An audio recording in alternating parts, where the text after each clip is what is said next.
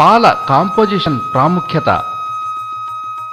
పశువుల నుంచి లభించే ముఖ్యమైన పుష్టికరమైన పదార్థమైనటువంటి పాలు సాధారణముగా మనము ద్రవ రూపంలో నేరుగా త్రాగే పాలను సూచిస్తుంది.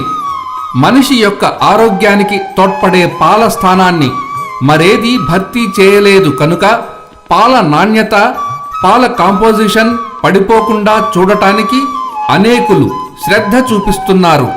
పాలలో ఎక్కువ పరిమాణములో నీరు, క్రొవ్వు, మాంసకృత్తులు, చక్కెర, ఖనిజ లవణాలు, తక్కువ పరిమాణములో విటమిన్లు, ఎంజైములు, పిగ్మెంట్లు మరియు ఫాస్ఫోలిపిడ్లు ఉంటాయి.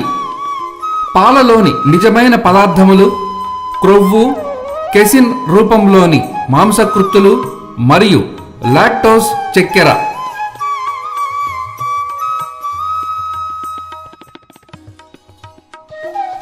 భారతీయ పశు జాతుల నుంచి పొందే పాల యొక్క కెమికల్ కాంపోజిషన్.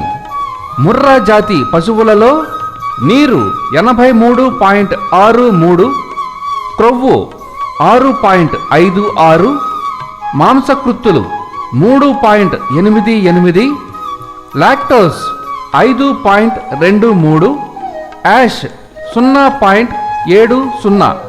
ఒంగోలు జాతి పశువులలో నీరు 86.44, క్రొవ్వు 4.70, మాంసకృత్తులు 3.32, లాక్టోస్ 4.85, యాష్ 0.66% ఉంటుంది.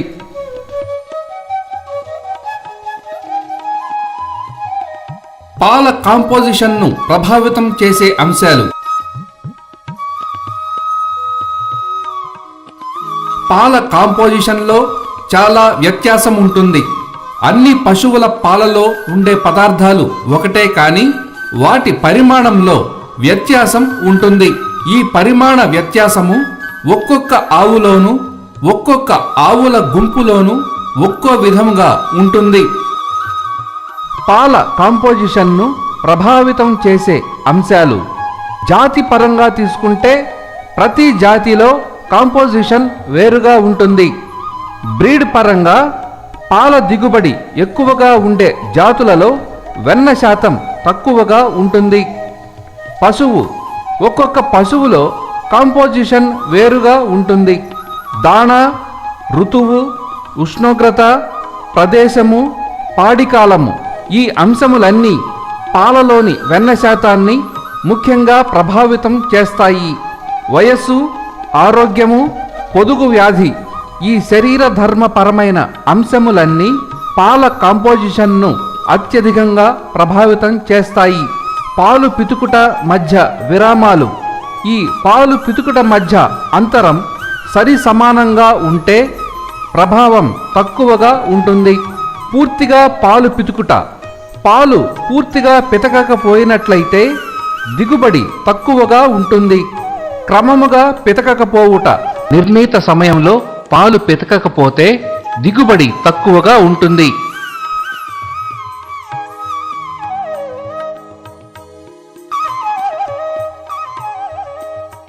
పాలు త్రాగండి, ఆరోగ్యముగా ఉండండి. పాలు మంచి పోషక విలువలు కలిగిన ఆదర్శవంతమైన సమతుల ఆహారము. పాలు శరీర నిర్మాణానికి కావలసిన మాంసకృత్తులను, ఎముకల దృఢత్వమునకు అవసరమైన ఖనిజ లవణములను, ఆరోగ్యాన్నిచ్చే విటమిన్లు, శక్తినిచ్చే చక్కెర మరియు క్రొవ్వును అందజేస్తాయి. ఈ గుణముల చేత పాలు అన్ని వయసుల వారికి ఎంతో ముఖ్యమైన ఆహారము.